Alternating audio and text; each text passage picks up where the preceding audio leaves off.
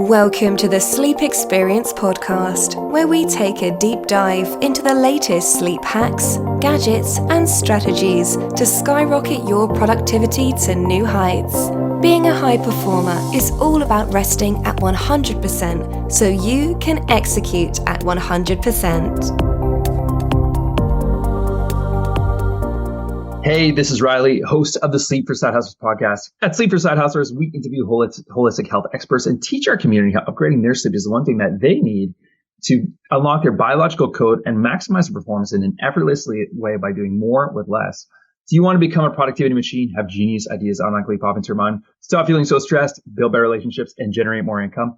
Optimizing your deep sleep can do just that. Visit www.thesleepconsultant.com to learn more. My guest today is Reed Davis. Reed Davis is a double board-certified holistic health practitioner and certified nutritional therapist and a popular expert in functional lab testing holistic lifestyle medicine. He is the founder of Functional Diagnostic Nutrition, FDN, and the FDN certification course with over 4,000 graduates in 50 countries. He was a health director at a wellness center in Southern California for over 10 years with over 10,000 clients and is known as one of the most experienced clinicians in his field. He also serves as an advisor to the board of America Natural Wellness Coaches Board and American Association of Natural Wellness Coaches. He lives in the U.S., and when not teaching the FDN certification course and helping his graduates build their practices, he is usually found landscaping his property and building motorcycles. Reed, welcome to the show. Well, thanks for having me, Riley. I'm glad to be here. Yeah, it's really an honor to have you on. I mean, you're really one of the godfathers of functional medicine. It's been a journey I've been on for the last 10 years.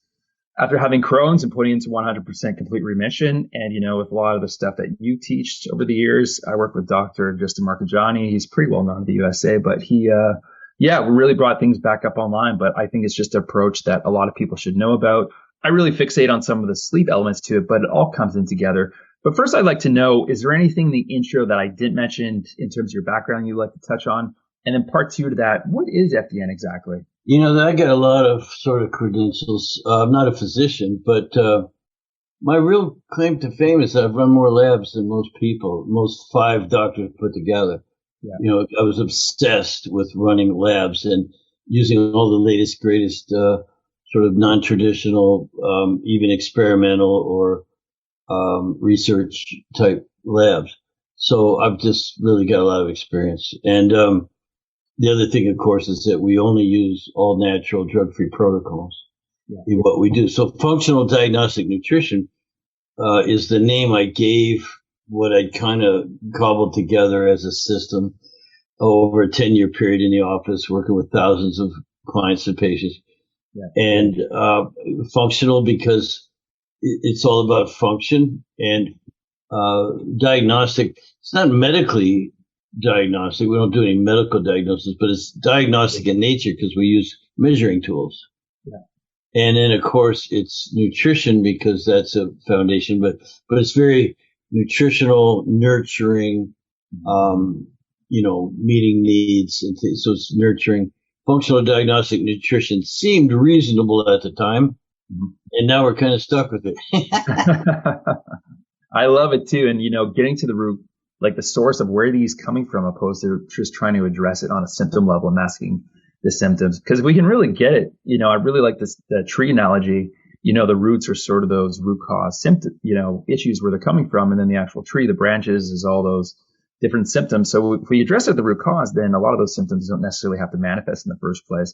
But I really like, the whole FDN philosophy. Could you touch a little bit on what is metabolic chaos in the body? And, with DRESS, what does DRESS stand for? And how does that usually help with our health when we address everything in a more generalized way? Yeah, sure. Well, metabolic chaos is a state that exists when your body's dysfunctioning upstream or down in the roots. I like the stream analogy where everything's a tributary. Everything in your life, the way you think, the air you breathe, the water, anything you put in your mouth, the outgassing of furniture and chemicals that are in all the products you use on your body or in your home. And so the entire epigenome, the correct word is epigenome, that has an effect. And we all have different ways of responding to that or reacting to that or adapting to that or whatever it is. And people used for years and years the term root cause.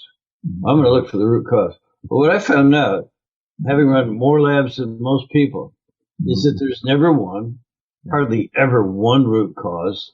It can be so far upstream that it can't be measured. And so you can measure a few of them, and we know which ones are more easily measured. They're all having an effect upon each other. And so rather than just root cause, it's too simplistic. It's metabolic chaos is what exists. And so we can sort that out using the labs. And then the DRESS protocol is our answer. It's not going into a doctor's office that's going to help you very much other than for some guidance, perhaps. It's what you do in between visits that matters. Yeah. And you know that, Riley. So the DRESS program is diet, rest, exercise, stress reduction, and supplementation. Now that's a mouthful. We could spend a whole podcast on each one of those, of course. Yeah. You would be more sort of specializing in the rest aspect. Diet's important. Rest is critical. So the sleep experience is huge. And then any other ways of resting, by the way. And then exercise and stress reduction and supplementation. Yeah. So we look upstream for causal factors. We sort out metabolic chaos the best we can, and then apply these natural principles, the principles of healing embodied by the DRESS program. Yeah, love it. And for identifying upstream, where these indicators of metabolic chaos would be, what are the core lab tests that you like to run, on all your clients that you worked with?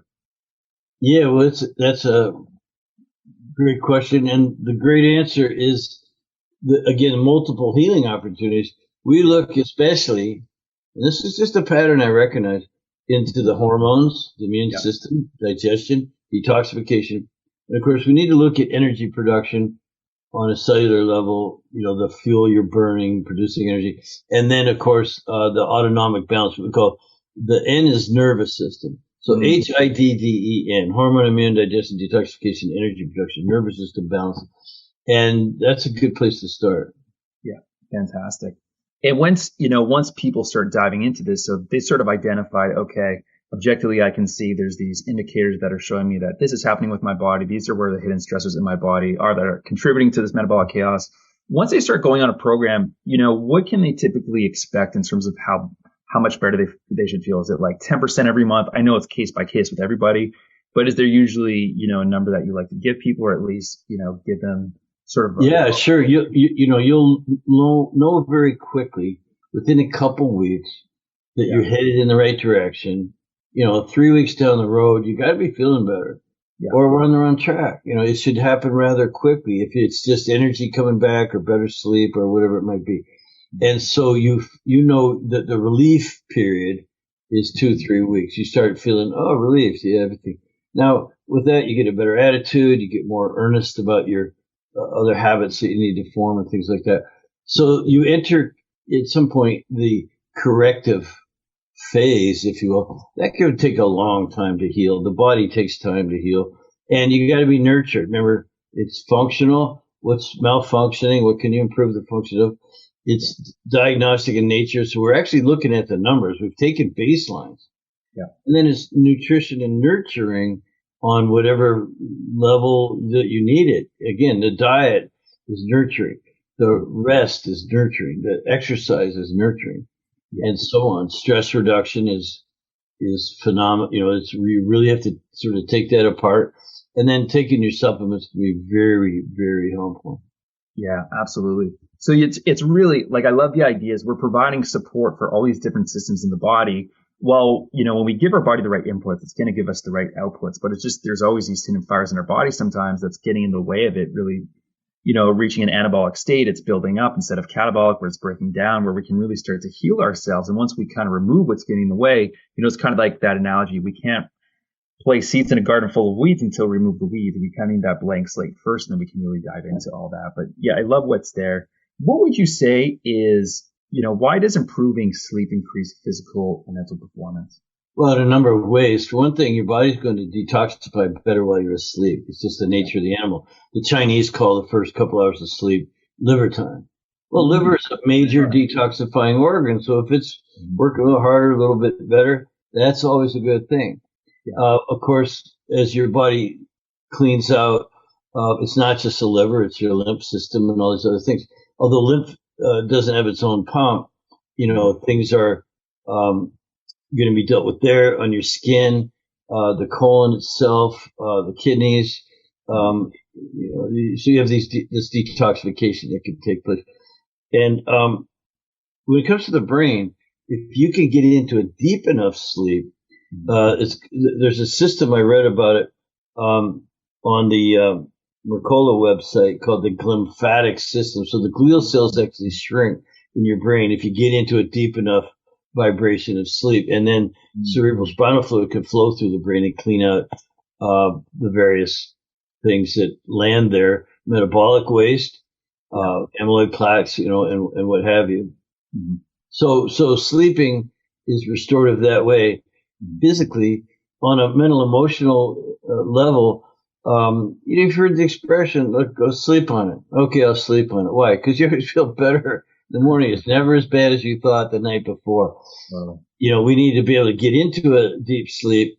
Going to bed early is the best way I've found. Just go to bed earlier, and the hours of sleep you get before midnight, even if you're waking up at 3, 4 in the morning, you've gotten some good, solid, deep sleep, and that's very, very important. So lots of ways, mentally, emotionally, physically, chemically, releasing things.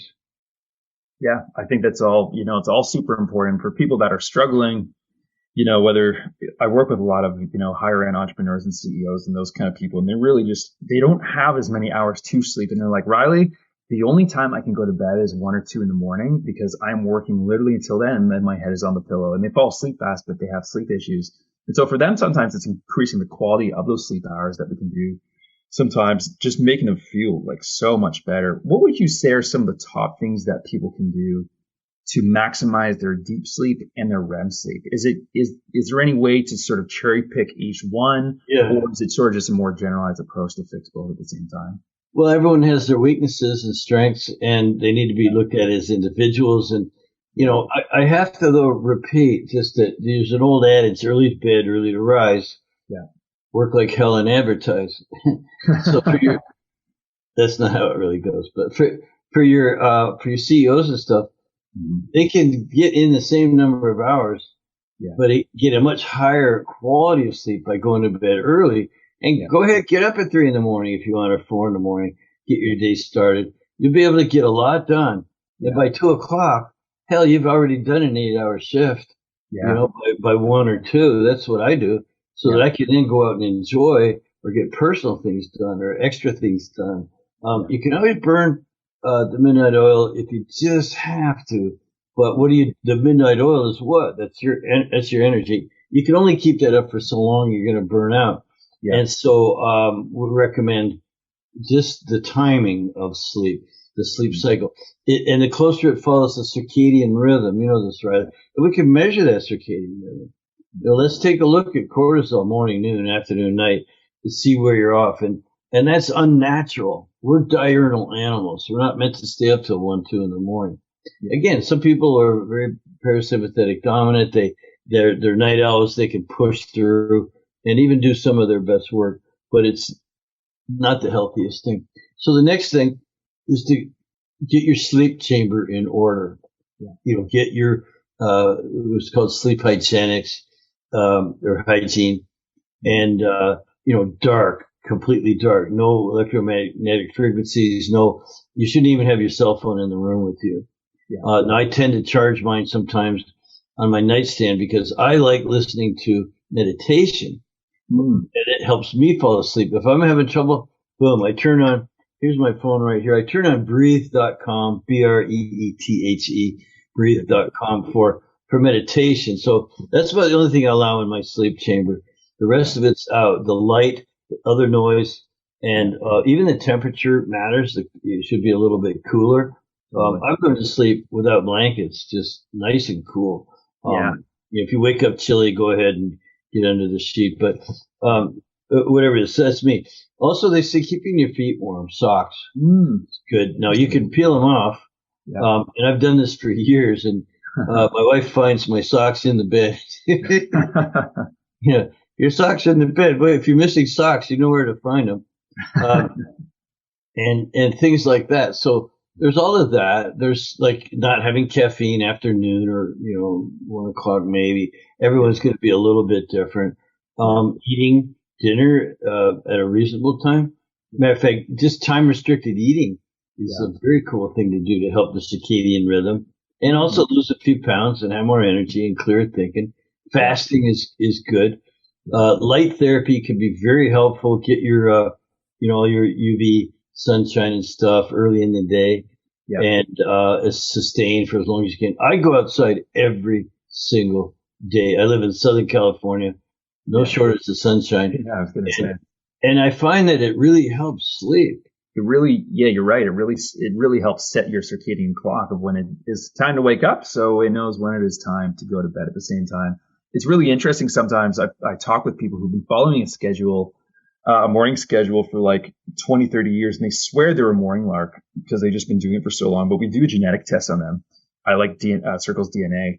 And we see that they are a night owl. 70% of the population is a night owl. 30% is morning larks. But it's interesting when we shift their schedule sometimes a couple hours later, or it could be the reverse too. I've seen that as well. When we just have that match of what their body actually needs, it is amazing how much better they can feel with productivity, performance, clear thinking, and that kind of thing throughout the day. Well, not only that, but if you're getting up late, you're rushed all the time. You went to bed late. Now you're up. Now you didn't sleep well. Now you're a little bit fatigued. You're kind of cobwebs and stuff. When you've had a good night's sleep, you get up early. You can meditate. You can pretty much waste the first hour if you want on simple pleasures, personal things. I like to go out in my garden and see the sun come up, and I'll drink a coffee. There's nothing wrong with a cup of that in the morning. There's a certain limit depending on your genetics. I have the gene that allows me to drink a little bit more coffee, a couple cups if I want, and meditate a bit and get into a mindset and just get into what our friend Ben Azadi calls vitamin G, the gratitude state, and counting your blessings and knowing how damn lucky you are. And stuff like that sets the tone for me.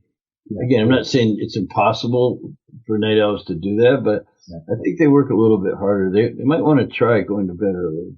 Yeah, I think that's really, really important. It's one of those things like Pareto's principle. You can get, it's 80% of those results with just 20% of the work. If you're sleeping anyway, just make some minor tweaks. It's a lot easier than changing your diet or exercise sometimes. So that is one thing to for sure keep in mind. One thing I'm very interested in, all the lab tests are equally as important because they all give indicators in terms of what's happening to someone's biology, what's contributing to the metabolic chaos. But for sleep in particular, I really like the hormone test. I really like the Dutch Complete because it really gives a full picture of everything that's happening. Could you just touch on when somebody is not sleeping well, or let's say they don't have energy throughout the day, what are some of the cortisol rhythms that they may experience in the day? And what are some other things that may go along with that, whether that is high cortisol or low cortisol? And you could touch on even like the acute or compensatory or, the exhaustion phase. I know adrenal fatigue is not really a thing. That's kind of been debunked, but if you could touch on that as well, that'd be awesome. Let's simplify it just a little bit that there at least is a natural circadian rhythm to a diurnal animal, or including people. So cortisol is highest in the morning. That's when you need blood sugar to get your butt up out of bed and get the brain working and things like that. And the requirement is less throughout the day. Doesn't mean though that your cortisol might not go up a bit if you're stressed out, if you eat the wrong things and you have a reaction to that, or if you just get physically assaulted or something extraordinary, you can see it spike a little bit in the day. Yeah. But by nighttime, it should be down to it's pretty much its lowest level, cortisol, the stress hormone. That's the blood sugar hormone that keeps you going. So you're supposed to rest. Now, another hormone is also supposed to come in and kind of take over a little bit, the melatonin. That makes it easier for you to fall asleep, easier for you to stay asleep. Matter of fact, that peaks out at around 2 a.m.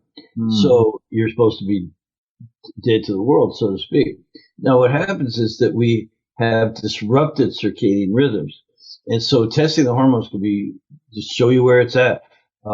If you're waking up in the middle of the night, go ahead and take a saliva test. You check the melatonin, you check that cortisol. What you see is they're out of balance. The elevated cortisol could be for a number of reasons. It could be you drink. Alcohol definitely has a rebound effect. Eating the wrong things, or if you're waking up for other reasons, pain. Someone wakes you, your cortisol will spike if you're worried, anxious, and these kind of things. So you get this little cortisol buzz going, and it's hard to fall back asleep. You're going to have something to put you back into a parasympathetic state, and that could be as easy as breathing or like the meditation tapes, like I was saying. So it's really good to obviously use the sleep hygiene we talked about. Try to stay asleep. Sometimes low blood sugar will do it too. Yeah. So if you're hungry and waking up with if you get blood sugar drops too low, that's when cortisol kicks in. That's its job. Raise blood sugar. It stimulates gluconeogenesis and other ways of getting blood sugar back into the bloodstream, so your brain can stay. That's basically your thermostat for blood sugar levels. Yeah. At least when you're sleeping. And so there's a few tips I hope in there that help. That might mean if it is blood sugar, by the way, that you do take a late snack of something very balanced for your type. Low protein, low fat, not much on the carb side usually, but everyone's a bit different. Mm-hmm. Yeah, all fantastic points. Yeah, and through all when people address these things in the right way, they can get better very quickly. And sometimes just making a better habit or just doing something slightly different. What are some of the favorite transformations of clients that you have worked with? I know you said before people experience like within 3 weeks they can start feeling a lot better. Oh, like, 3 weeks. Yeah. I mean, just case after case after case. Some of the earliest cases I ever had that seemed quite miraculous really were, of course, people with the hives, people with migraine headaches, people with asthma, people with ADD, ADHD. Matter of fact, I remember a lady coming in the office and saying that she asked me, she was coming in for a while getting chiropractic and some nutrition, was doing very well. And I said, Rita, I feel great. Do you work with children?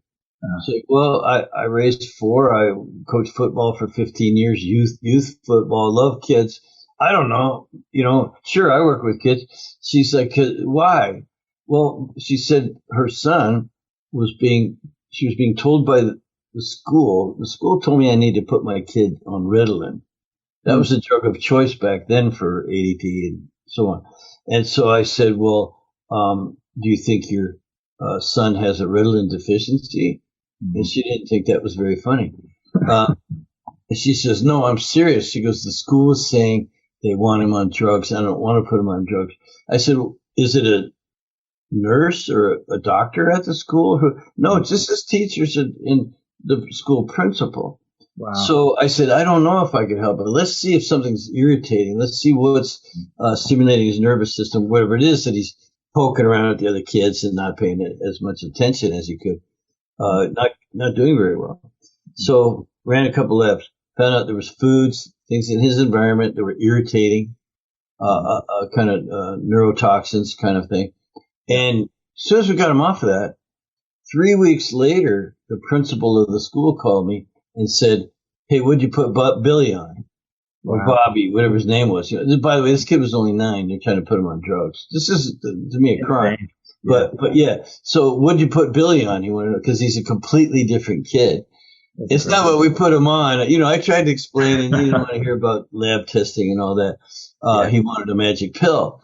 But case after case, a kid on my football team, matter of fact, his mom comes up.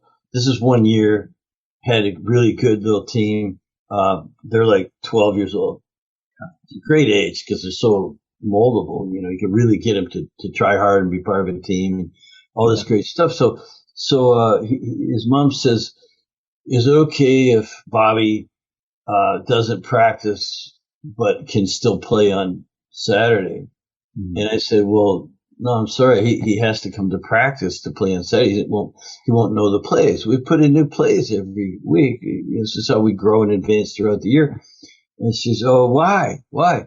Well, he's got asthma and he's embarrassed to bring his inhaler the doctors gave him for when he has asthma coming on, asthma attack. So I said, well, have you ever done any testing to find out Is there something causing that, or underneath? No, never heard of it. Long story short, same thing. Within days, not even 3 weeks. The next week, he was at practice without his inhaler. Wow. Incredible. And finished the season, finished the rest of his Pop Warner career, which was what I did, went on to high school, played in 3 different sports as a great athlete. And I knew this kid could be a stud. Even at 12, our little top of the line kids, and the better athletes, and just physically more moldable and trainable.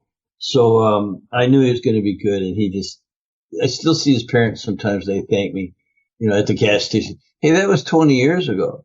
The kid must be 35 by now and have his own kids, but it changed lives around. I could just go on and on with the stories, Riley, as you know. Yeah, I can only imagine. And that's just one little snapshot of people with all kinds of ailments and everything else. Even I would imagine you work with people like sleep apnea and other sleep conditions. Have you been able to take them out of those, or at least make that significantly better? Yeah, well, keep in mind that, everyone's different, and that your relief period should be fairly quickly. There are certain things that are going to take longer than others. That particular malady would probably require some weight loss. And often people just opt for surgery. And that, I think, is okay depending on the person, but because it's a dangerous condition, that's a medical condition. You do need to consult with the doctor over that.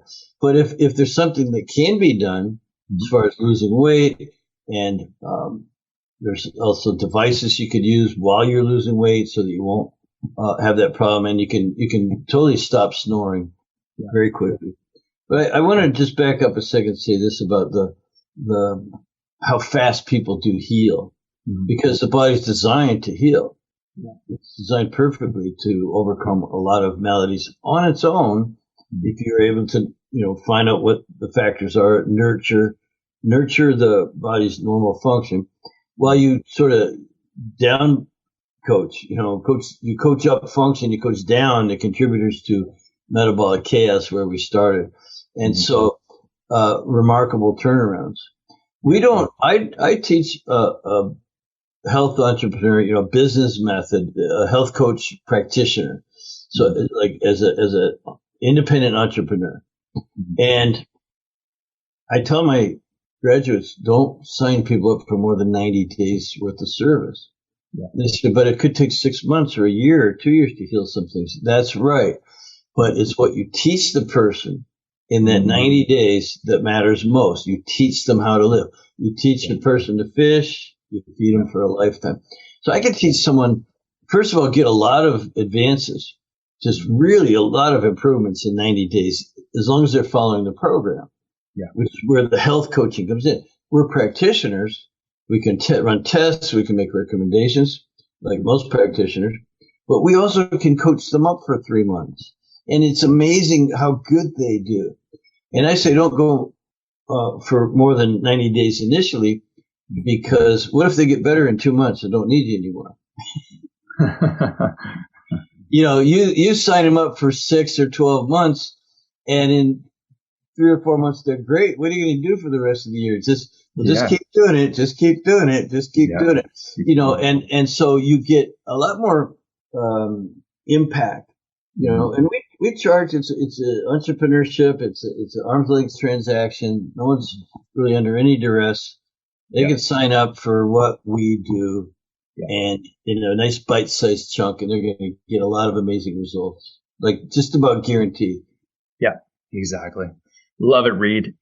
Last words of wisdom you have before we close things off here? Well, I said it, early to bed, early to rise, work like hell and advertise. I got a lot more.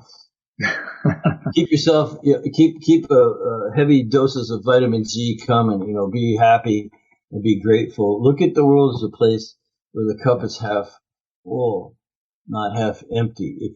If you're always griping and groaning and stuff, you probably have an attitude problem. There's got to be something good, and you got to focus on that and build on that, and you can change your whole life around. We give people a lot of hope, but we do it not with our philosophy that helps, but it's more like, let's get the data, which you own, by the way. Yeah. My final word is that who should control a person's health?